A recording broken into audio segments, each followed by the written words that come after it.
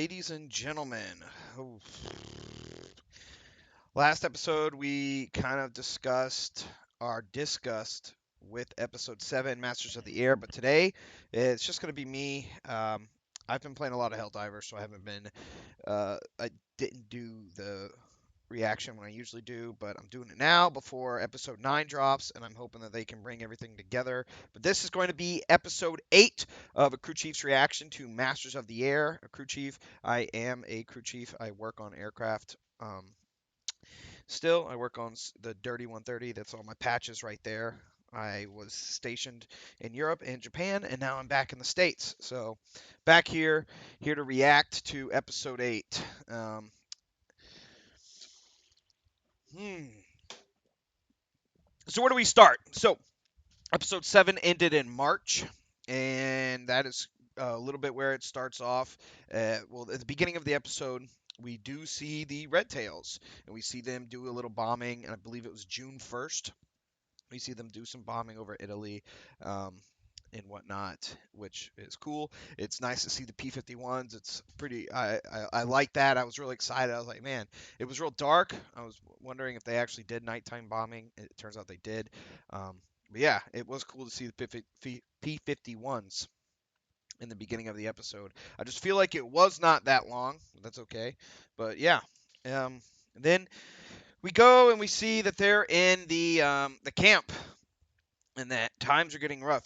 We see Bucky, and he's really struggling with being in the prison camp. The morale is low, and he's fantasizing that he's in a World Series game for the Yankees, and Buck's trying to like bring him back down, and you could just see that he's not there mentally, and morale's just low, and it's got to be hard. They've been there what 10 months stuck in this prison camp, or 8 months, and there's no front happening for them and whatnot, and D-Day hasn't happened, and so they've got to be freaking out.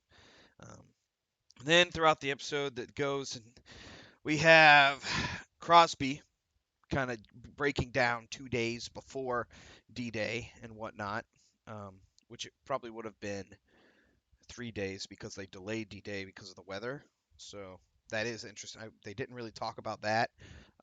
That could have explained why he was staying up longer than what was supposed to happen. Because if he stayed up one day and then they were like, okay, D-Day is supposed to happen tomorrow, he pulls a 24-hour, then weather delays it. I feel like they could have said that, but whatever. My cat's here. She wants to put her tail. She just wants to be on my lap. But yeah, so we see Crosby using amphetamines and lots of coffee, caffeine, doing everything he can to stay awake for close to 72 hours so he can prepare for the largest invasion, D-Day, or the landing of Omaha, the Battle of Normandy, to get a front in Western Europe, in the mainland Europe, and everything. So we see that happening. Crosby. Um, they hint at it happening. Then we go back to the prison camp, and we are seeing the attacks, or not the attacks. We're in the prison, and they're pulling up logs and whatnot for fire. They built this machine. They're probably just trying to find things to do, get rid of all the stumps out of the ground. That way they can have fire to keep themselves warm, to help with cooking, and also they're possibly making weapons. And Buck sees it, and he's just a sourpuss. He does not. I mean, his morale's bad, and him and Bucky and Buck get into a fight. Buck's morale's good. You can see that Buck's just like putting all his negative energy into a leadership role, to where Buck Bucky is just kind of breaking down and almost lowering morale for everybody else. So they try to get him out of there. Buck tries to get him out so he's not ruining everyone else's morale, and they ended up getting in a fight. And then right after the fight, it kind of gets broken up by their commander, and then the Germans tell them to get away, and they kind of guess like, hey, the Germans are freaking out about something. We must have landed. We must have done something. And you can kind of see like they're pumped. Mm. Then um, so this is what kind of upsets me, is they hint like, hey, something's happening. And then we have Rosenthal. He kind of breaks it down. He's talking, and he just says like, He goes and he wakes up um, Crosby. And Crosby's freaking out because he wants to go do the planning and whatnot and all this. And then Rosenthal's like, "No, it's okay. We already did it. You slept for 3 days straight and everything." Um, which I'm pretty upset that we kind of just like brushed over. Like D-Day was kind of just like nonchalantly talked about. And he did 3 sorties. Like for the 100th to be going out and doing 3 sorties, that's insane. Because they bombed the beach right before the landings, and then they also started bombing railways and other bridges and whatnot, key strategic points for the invasion. Um, so yeah, they kind of just hinted that D-Day was a battle that they were a part of. Um, and then we get to see the Tuskegee Airmen, and they're going to be doing an attack on Toulon, which is nice because I just watched Napoleon, which I didn't enjoy too much, but that was his first battle, was Toulon. But so that's where Operation Dragoon is, where the French and some other Americans are making a push up in the lower part of France so that they can pinch the Germans out. And so this is in August, by the way, and our 3 Tuskegee Airmen get shot down and then they're captured. They do take out the radar tower, which is cool. And this kind of the thing, like the P-51 scene was just so minimal. I feel like they just barely glanced at it. But I'll get more into kind of my complaints and thoughts later. I'm just kind of breaking it down. So after that, there's these airmen are now brought into Germany. They get interrogated by the Germans, and then they actually get brought to the Stalag Luft 3, and they actually meet Bucky and Buck and other things. And then we see Crosby. He's getting leave, and they're trying to get some they're sending Crosby on leave because they say they need him good. He's trying to see Sandra one last time. That's not happening because she's in Paris. I guess she's a spy. They kind of hint at it. It doesn't really build to anything. It's just kind of like there. I don't know what those scenes are. And then at the very end scene is where Buck is talking to Airman Richardson, Lieutenant Richards, um, and then they're talking about like what they're gonna do. He can draw a map, and they're just kind of breaking it down and everything. So that's good. Everything that's happening in there, they're breaking those racial barriers and stuff, and talking about getting ready for the what's gonna happen because they're afraid that either the Russians are gonna push and the Germans are gonna like try to kill them all because they can't take care of them. They got to run. They're gonna make a march, or yeah, so they have to prepare for that. Um, yeah, so they have to get ready to march or fight, and that's or just like get left behind. So that's kind of like what they have to do. It's like they're trying to build up muscle, they're trying to get rations and make weapons and stuff. So it was a lot had happened. They went from March all the way to August in 1944, which is an extremely important part of the war. Um, at this point, air superiority is had by the Americans. They've really messed up the Luftwaffe, but in August, but through March, it was more air. It was definitely not air supremacy. It was more air parity, closer to air superiority, but it wasn't yet. Like they were still getting messed up. Um, but so March till June, it was a really big campaign, and they talked about it. And so this is my problem with how they did the Tuskegee Airmen.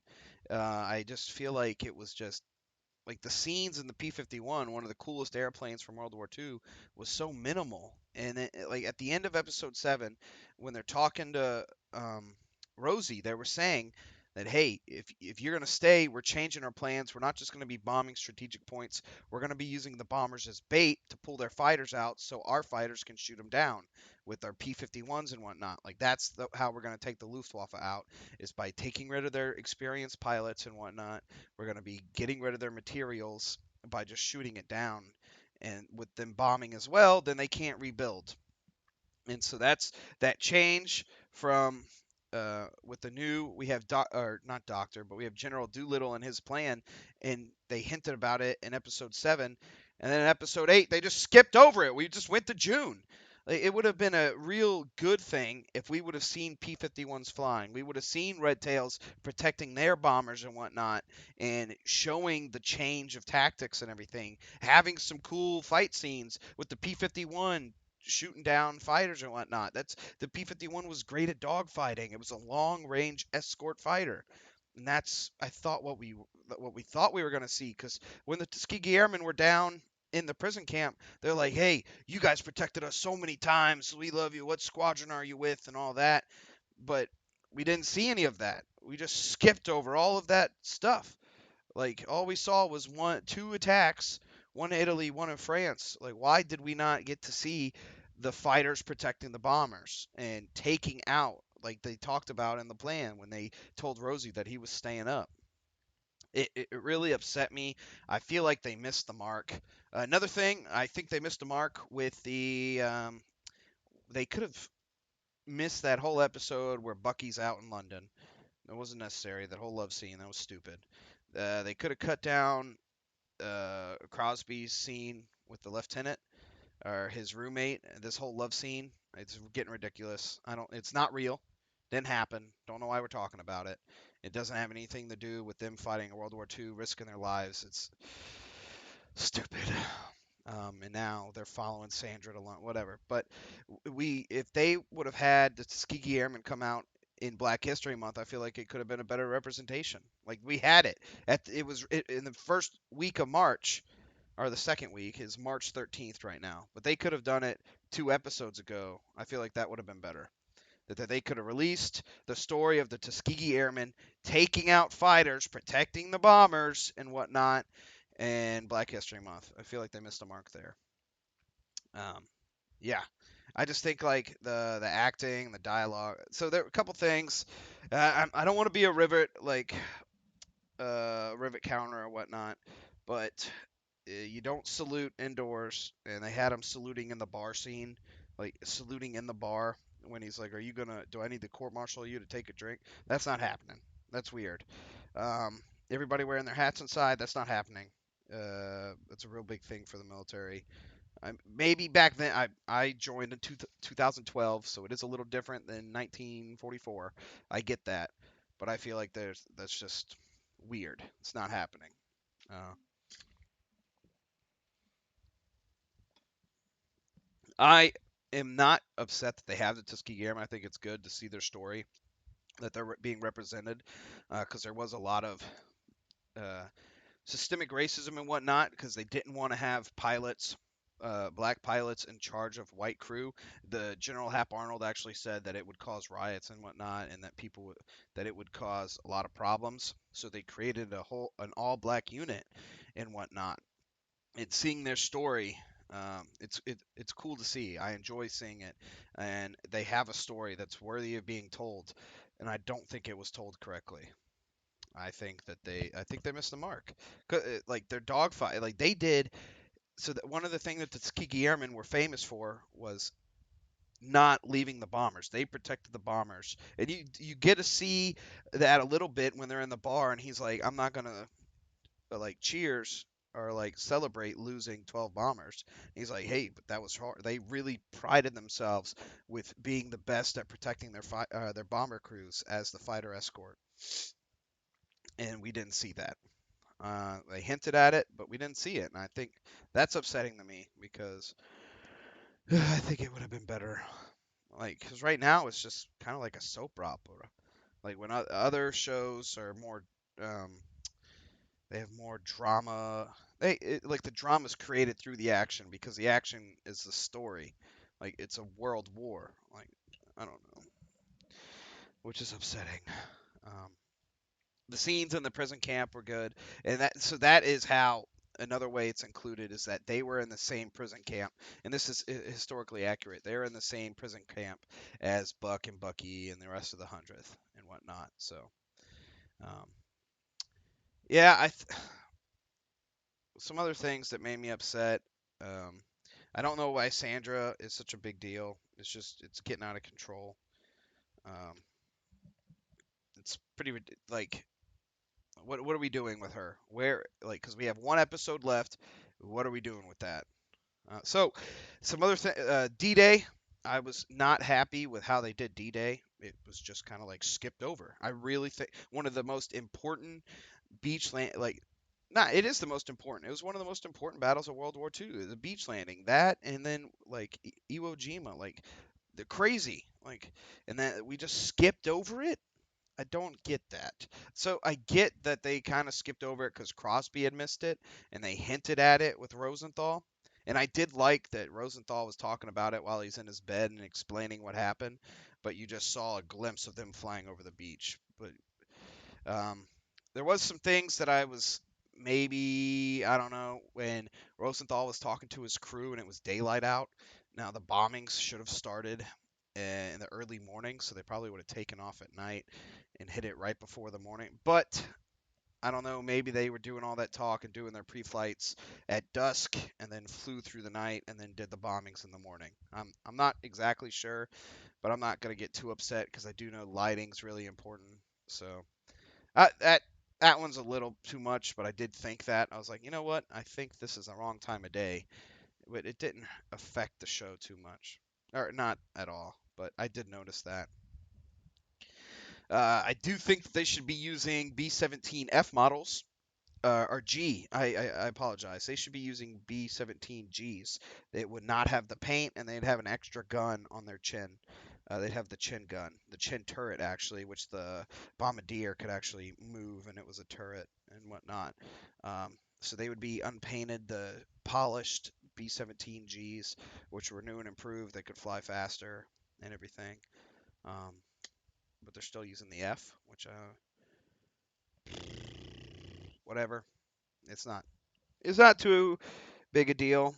They would use whatever planes they had, but it'd be with the G.